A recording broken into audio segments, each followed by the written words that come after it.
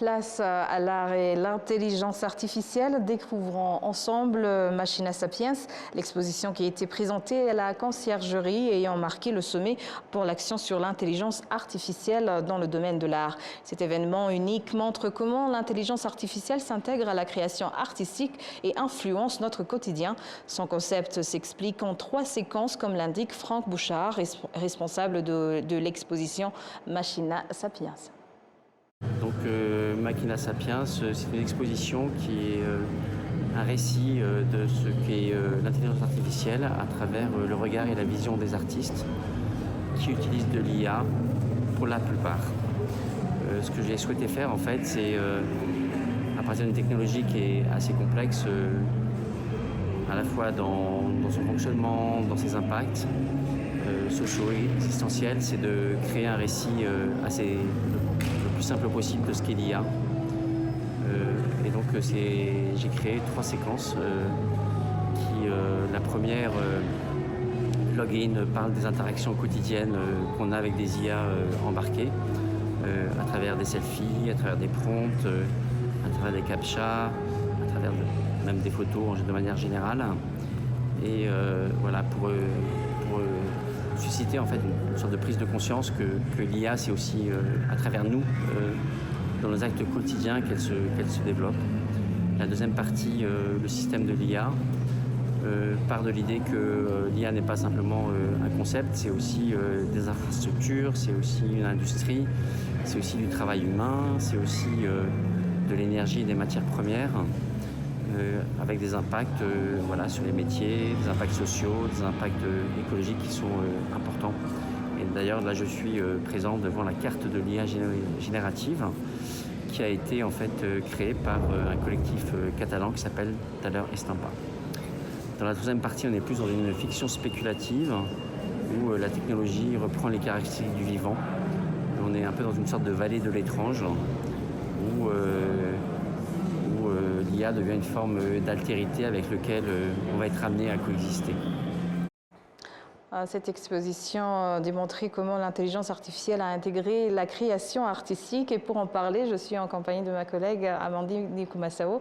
Amandine, bonjour. Bonjour Michel. Alors toi qui étais sur place, qu'est-ce que tu as tiré du sommet pour l'action sur l'intelligence artificielle? En général, pour le sommet, moi, ce que j'ai personnellement appris, c'est que peu importe la contribution, qu'elle soit petite ou grande, elle est vraiment significative. Ici, je parle de l'inclusivité qui est d'ailleurs ici chez nous, c'est une nature, tout le monde, on avance ensemble et personne ne reste en arrière. Donc, j'ai encore une fois pris conscience de combien c'est important de travailler ensemble. Je propose d'ailleurs une partie du discours d'Antonio Guterres, le secrétaire général des Nations Unies, qui a mis un accent sur l'importance et l'urgence de travailler ensemble. Cette concentration grandissante des capacités en matière d'intelligence artificielle menace d'aggraver les clivages géopolitiques.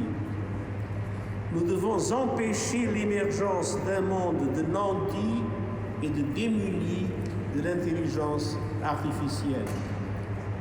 Nous tous travaillons ensemble. Nous devons faire que l'intelligence artificielle puisse combler le fossé entre les pays développés et les pays en développement et non le creuser. Alors, Amandine, peux-tu nous parler brièvement de ton appréciation de cette exposition Machina Sapiens?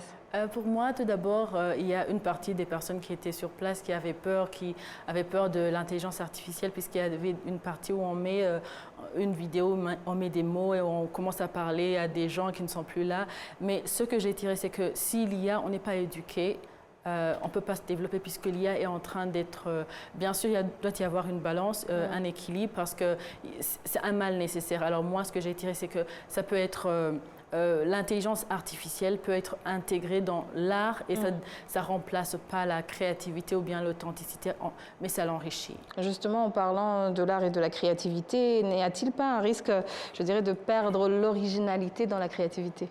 En fait, c'est parfois un sujet d'inquiétude, mais l'IA ne remplace pas la créativité humaine, elle l'enrichit donc. Elle offre aux artistes nouveaux donc de nouveaux outils pour expérimenter et repousser les limites de l'art. L'originalité reste dans la vision et l'intention de l'artiste qui utilise l'IA comme donc un moyen d'expression supplémentaire plutôt qu'un substitut donc à la créativité humaine. En réalité, donc l'intelligence artificielle peut même stimuler la créativité en ouvrant donc de grandes perspectives et en facilitant l'innovation dans le processus artistique. Alors quel est l'impact de manière concrète, l'impact potentiel de l'intelligence artificielle sur l'art, spécialement ici au Rwanda?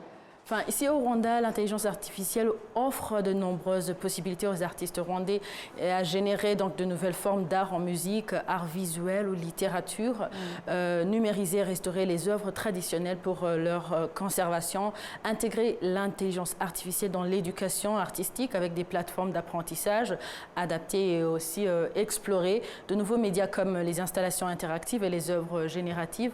Là, je dis pour n'en citer que peu.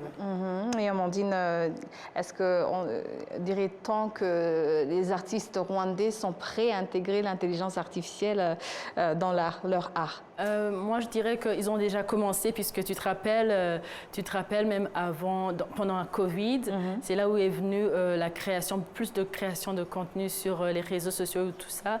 Mais plus concrètement, oui, plusieurs initiatives existent déjà, comme le Rwanda Arts Initiative, qui propose des formations et des plateformes numériques pour promouvoir l'art.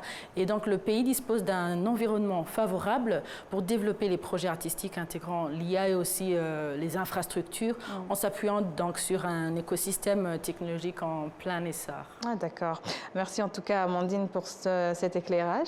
C'est un plaisir, Michel.